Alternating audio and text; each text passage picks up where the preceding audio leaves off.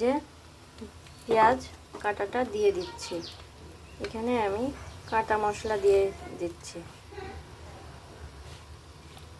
তার সাথে আমি লবণ হলুদ দিব এবং মশলাটা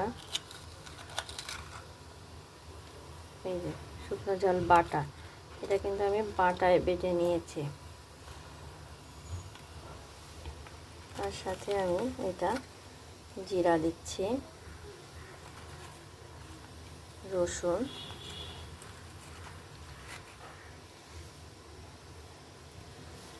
আদা,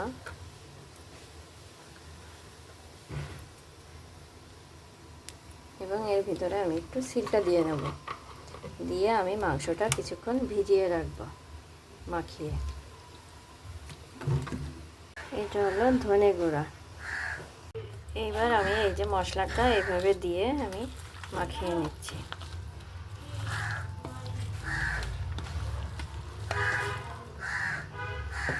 এর মধ্যে আমি একটু তেলও দিয়ে নেব।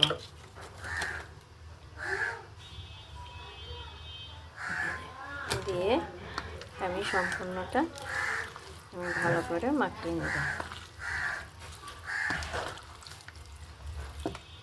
নিয়ে আমি এটা কিছুক্ষণ ভিজিয়ে রাখছি। যেহেতু মশলাটা একটু ছিল, ফ্রিজে ছিল, সেই কারণে আমি একটু ভিজায় রাখবো। ম্যারিনেট করা হয়ে গেছে। তারপরে আমি একটু পেঁয়াজ আর একটু ছিটাই দিলাম, দিয়ে এটা এরকম করে ভিজে থাকবে। গরুর গোশ আজকে আমি মাখিয়ে ঝুঁকিয়ে রান্না করতেছি।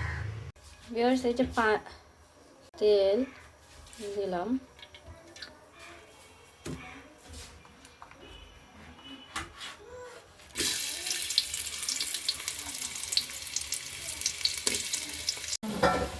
দেখুন লাল লাল হয়ে গেছে। মাংসগুলো দিয়ে দিচ্ছি। মাংসগুলো আমি এখন ঢেলে দিচ্ছি।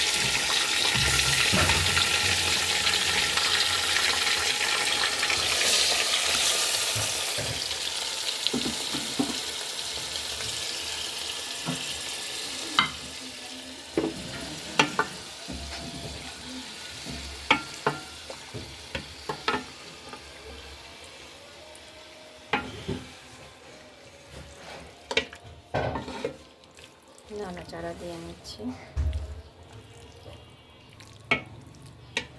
এখন আমি এই মশলাগুলো ঢেলে দিচ্ছি। গরম মশলা, শুকনো ঝাল, তেজপাতা।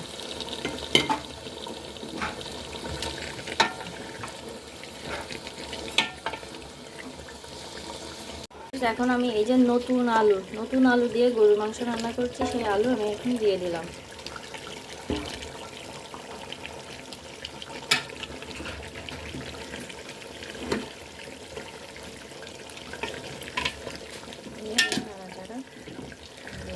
এখন আমি এই যে চুই ঝাল দিয়ে দিচ্ছি। নতুন আলু দিয়ে গরুর গোশ, তার সাথে চুই ঝাল, সত্যি খুব স্বাদের। দিয়ে আমি আবার ঢেকে দিব। চুই ঝাল, খুলনার মানুষ চুই ঝাল খেতে খুবই পছন্দ করে, আমাদেরও খুব ফেভারিট। সব তরকারির সাথে আমরা চুই ঝাল খাই, গরুর মাংস তো কথাই নেই। তাই আজকে নতুন আলু দিয়ে চুই ঝাল দিয়ে গরুর মাংস রান্না করছি। ভিউয়ার্স, দেখতে থাকুন। একটু পরে আরেকটু কষাবো, কষানোর পর আমি পানি ঢেলবো। এবার আমি আবার ঢেকে দিচ্ছি। ভিউয়ার্স, এই যে আমি এখন পানি ঢেলে দিচ্ছি, ঝোলের পানি।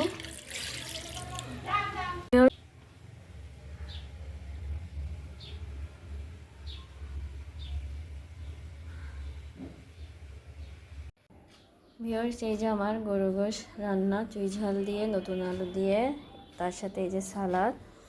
ভিউয়ার্স, ভালো লাগলে লাইক করেন, শেয়ার করেন, সাবস্ক্রাইব করে দিয়েন, বেশি বেশি করে উৎসাহিত করবেন। ধন্যবাদ সবাইকে।